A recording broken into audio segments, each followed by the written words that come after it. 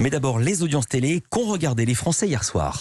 Eh bien, France 3 arrive en tête pour un nouvel épisode de Meurtre à Orléans, enfin une rediffusion plus exactement. 3 840 000 téléspectateurs, 18,4% de part d'audience. Juste derrière France 3, TF1, avec l'épisode spécial de Friends, où on en a beaucoup parlé. Ici, Friends, les retrouvailles.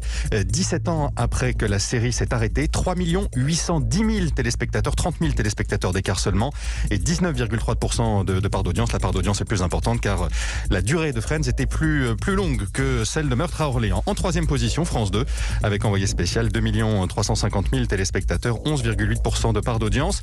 Et puis c'est un échec pour le lancement de Domino Challenge sur M6, 1 660 000 téléspectateurs seulement, 8,5% de part d'audience. Et dernier programme que je voudrais citer, c'est la soirée science du jeudi soir sur France 5, l'histoire en 3D, le mystère de la tour de Pise hier soir qui a atteint le million de téléspectateurs.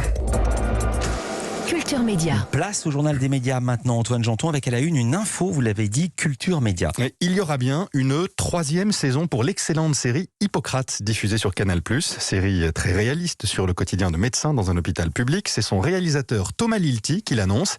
Il le dit à Eva Rock dans Seriland, un podcast Europe 1 Studio. Ça y est, depuis quelques jours, je sais ce que va être la saison 3. Parce qu'il y a eu un déclic. Je ne veux pas vous le dire, d'une part. Non, mais pour qu'on comprenne le processus de création de votre part, il y a eu un déclic. Oui, si vous voulez. On me disait toujours, bon alors la saison 3, et donc je disais oui, saison 3, dans l'absolu, il doit y en avoir une, puisque le diffuseur Canal+ est très désireux qu'il y en ait une. Je crois qu'ils sont très heureux des résultats de la saison 2, et ils ont envie qu'il y ait une saison 3. Les gens qui travaillent avec moi ont très envie de se retrouver pour qu'il y ait une saison 3. Mais je n'arrêtais pas de dire, en effet, mais une saison 3, moi, il faut que j'ai quelque chose à raconter. Bien sûr. Donc oui, dans l'absolu, mais pour dire quoi et tant que j'avais pas ce petit fil, qui est pas grand-chose, mais juste au moins de savoir quel est l'intérêt de faire une saison 3, qu'est-ce qu'il y a de nouveau, qu'est-ce que je vais épouser comme nouveau domaine dans cette saison 3, même si c'est toujours le monde hospitalier, et même si on retrouve toujours les personnages principaux, les héros d'Hippocrate, il faut quand même insuffler un souffle nouveau. Et ce souffle, je crois que je l'ai trouvé depuis quelques jours, et donc je vois à peu près ce que devrait être la saison 3. Voilà, on ne saura rien de plus pour le moment. On ne connaît pas encore le thème choisi par Thomas Lilti. Un entretien retrouvé en intégralité dans Seriland. Il sera disponible à partir de mercredi prochain. Dans l'actualité des médias également, 2 lancements. Celui d'un nouveau magazine d'abord, un bimestriel, encore porté par un animateur et journaliste de télévision. Cette fois, c'est Jean-Pierre Pernaut, après Michel Simès, Stéphane Bern, Patrick Sébastien, Sophie Davant, Faustine Bollard. On en a beaucoup parlé aussi dans ce journal des médias. Au cœur des régions, c'est le titre de ce magazine, titre éloquent de ce journal qui arrive en kiosque aujourd'hui. Vous ne pourrez pas le manquer, l'ancien présentateur du 13h de TF1 est en une. Autre lancement, celui d'une plateforme vidéo, RMC BFM Play. Elle est disponible depuis hier.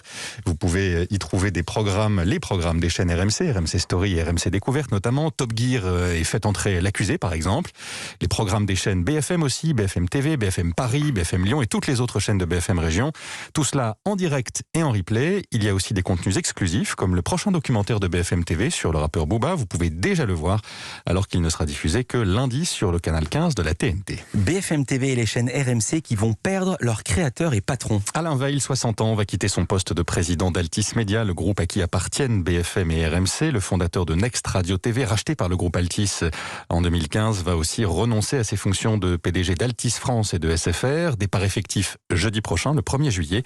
Il l'a annoncé hier, cela dit, il reste propriétaire de l'hebdomadaire L'Express qu'il s'attelle, dit-il, à relancer. Canal+, condamné en appel. Condamné à verser près de 3,5 millions d'euros à Maïtena Birabin.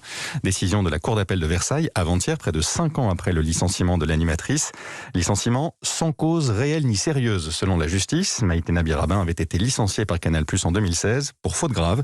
Après une année passée à la présentation du Grand Journal, une émission dont les audiences avaient alors baissé. À l'étranger, 2 infos en bref, Antoine. Au Royaume-Uni d'abord, le gouvernement veut privatiser Channel 4, chaîne publique au statut particulier, puisqu'elle ne vit pas de la redevance, mais de la publicité. Et puis à Taïwan, le site internet du journal Apple Daily va rester actif, journal dont la version papier, je vous le disais hier, a disparu à Hong Kong sous la pression des autorités chinoises.